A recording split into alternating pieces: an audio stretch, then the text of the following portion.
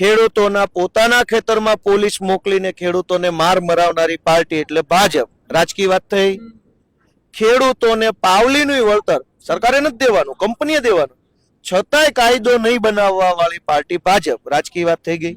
હવે માર મરાવવા વાળા ભાજપના, થાંભલા નખાવા વાળા રાજકીય માણસો, વળતર નહીં દેવા વાળા રાજકીય અને લડાઈ લડવા વાળા બિન રાજકીય. લ્યો કરો કમળા હાથમ.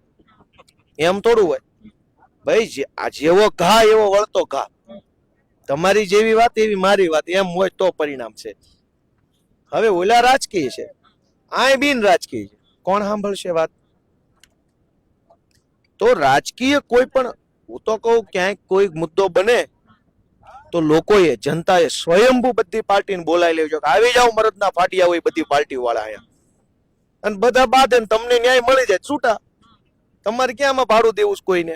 ધારો થાંભલાનો મુદ્દો છે, ખેડૂતો જ કેવું છે બધી પાર્ટીના મરદના ફાટિયા હોય અહીંયા, પોતાના ખર્ચે આવશે, પોતાના ખર્ચે માણસો લાવશે, પોતાના ખર્ચે કેમેરા, પોતાના ખર્ચે ભાષણ, અને તમારું કઈ સારું થાય ક્યાં એમ કહેવાના ગામમાં રાખી લો ગામમાં.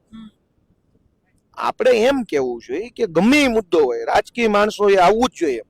આપણા ઘરે માણસ મરી જાય નથી આગ્રહ રાખતા ધારાસભ્ય બેસણામાં આવ્યા નહીં, બેસણું બિન રાજકીય હોવું જોઈએ, બદલે ન્યા ધારાસભ્ય લાવવા. થાંભલો નાખે તો કે બિન રાજકીય. આપણે દુકાનનું ઓપનિંગ કરવી તો ધારાસભ્યને બોલાવીએ, એ કઈ રાજકીય મુદ્દો છે તો એ બોલાવીએ છીએ. દુકાનનું ઓપનિંગ, મકાનનું ઓલું વાસ્તુ, બાબલાનો જન્મ, બાનું બેસણું, આ બધું બિન રાજકીય હોય. ન્યા ધારાસભ્યો આવે છે. થાંભલામાં તો કે બિન રાજકીય. કેમ ભાઈ? બાનું બેસણું રાજકીય, બાપાનો દાડો રાજકીય, અને થાંભલો બિન રાજકીય. એ કેવી વાત થઈ? તો રાજકીય હોવું જોઈએ. બધી પાર્ટીને કહેવાનું કે આવી જ જાઓ, અને ભલે ને બધા મતતા, છેલ્લે ગામનું કામ થાય ને કે ન થાય? હવે એકય પાર્ટીનો ન આવે શું થાય? થાકી જાય ગામ બે બેન, પછી કે કોઈ આવતું નથી, કોઈ આવતું નથી. પછી તમે ના પાડી કેમ આવવું?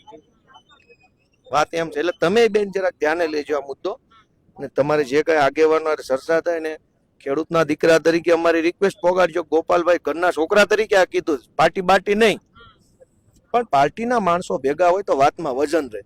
ઝટ લઈને પોલીસ વાળા હાથ નો નાખે, કલેક્ટરો મામલતદારો છે એવી તેવી બધી વાયડાઈ ન કરે, ભાજપ વાળા મર્યાદામાં રહે. રાજકીય માણસો તમારી પડખે ઉભા તો વજન રહે વાતમાં, નકર ગમે એ આવીને ચાપટીને ઉયા જાય. પોલીસ વાળા કે ભાગો શું કરો? એટલે ક્યાંક ને ક્યાંક સત્તાકીય પાર્ટીને આ સહેલું પડે છે. બીજું કે જેતપુરમાં તો એવા દ્રશ્યો સામે આવ્યા કે જે ધારાસભ્ય છે એમના ભાઈ જ આંદોલન ઉપર બેઠા છે, એટલે આ મોહારે વિવાહ ને માં પરહણી એવું છે.